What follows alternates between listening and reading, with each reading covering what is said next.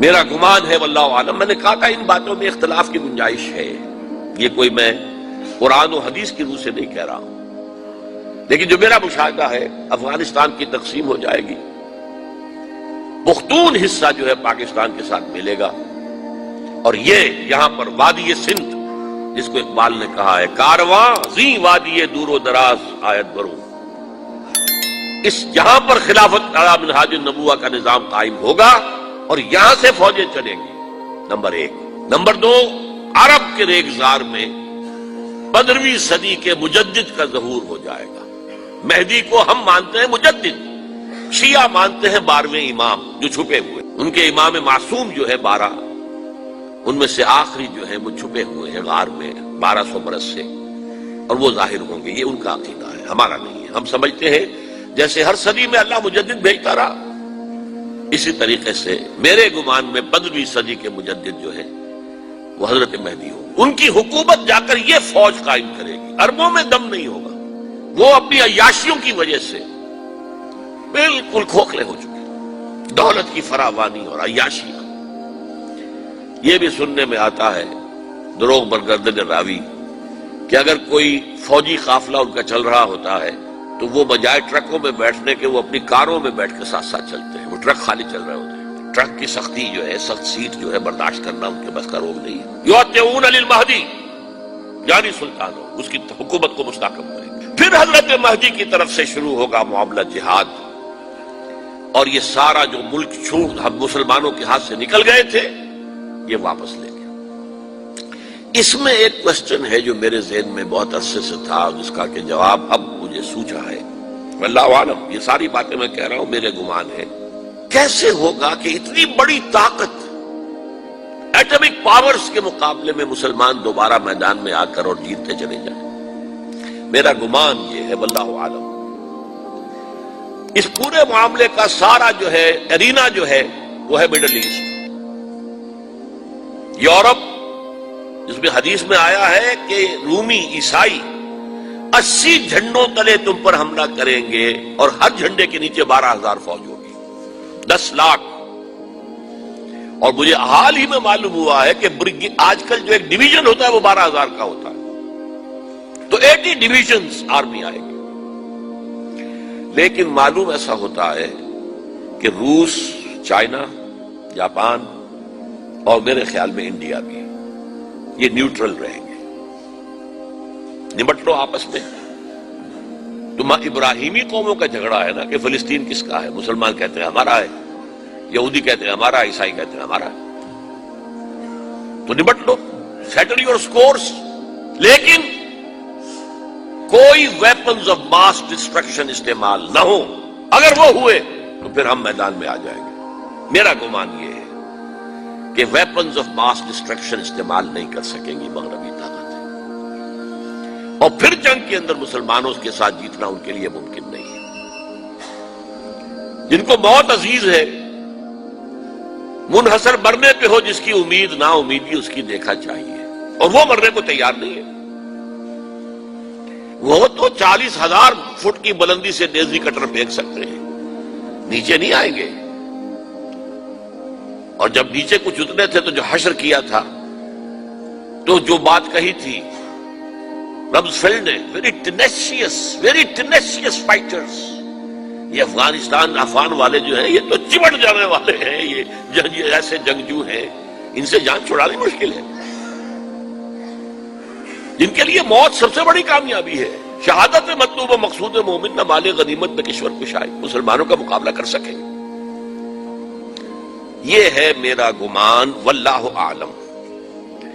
بہرحال پہلا مرحلہ کسی اجمی ملک میں جو میرے نزدیک پاکستان اور افغانستان پہ مشتمل ہوگا، خلافت کا نظام پہلے آئے گا، پھر یہاں سے فوجیں چلیں گی، حضرت مہدی کی حکومت قائم ہوگی، پھر وہ حضرت مہدی جو ہے وہ جہاد کریں گے، قتال کریں گے، اور اس قتال کے آخری مرحلے پر حضرت عیسیٰ علیہ السلام بھی نازل ہو جائیں گے، اور غالباً ان کے ذریعے سے پھر جتنا الیکٹرانک ان کا حساب کتاب ہے وہ ختم ہو جائے گا۔ حضور نے فرمایا ان کی آنکھوں میں ایسی تاثیر ہوگی، جہاں تک نگاہ جائے گی یہودی پگھل جائیں گے،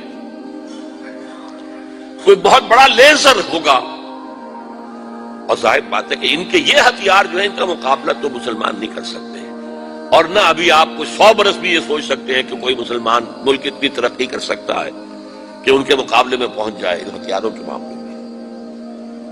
تو یہ اصل میں جو شخص سراپا معجزہ تھا، حضرت عیسیٰ جو ہے سراپا معجزہ، پیدائش معجزہ، آسمان پر اٹھایا جانا معجزہ، خلق حیات، بنایا مٹی کا پرندہ، پھونک ماری اڑنے لگا، احیاء موتا، مردہ کو کہا اٹھو قم باذن اللہ، اٹھ گیا چلنے لگا، مادرزاد اندھے کے آنکھ پر ہاتھ پھیری اور اس کو آنکھیں اللہ نے دے دی، کوڑی کے جسم پر ہاتھ پھیرا اور کوڑ صاف۔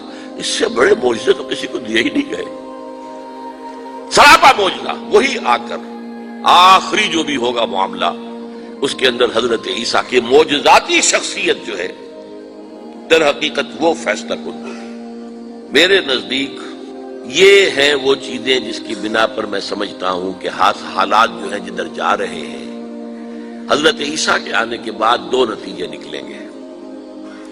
عیسائیوں کا مذہب ختم ہو جائے گا۔ حدیث میں آیا ہے کہ عیسیٰ آئیں گے، یکسر الصلیب و یقتل الخنزیر، صلیب کو توڑ دیں گے۔ کیا مطلب؟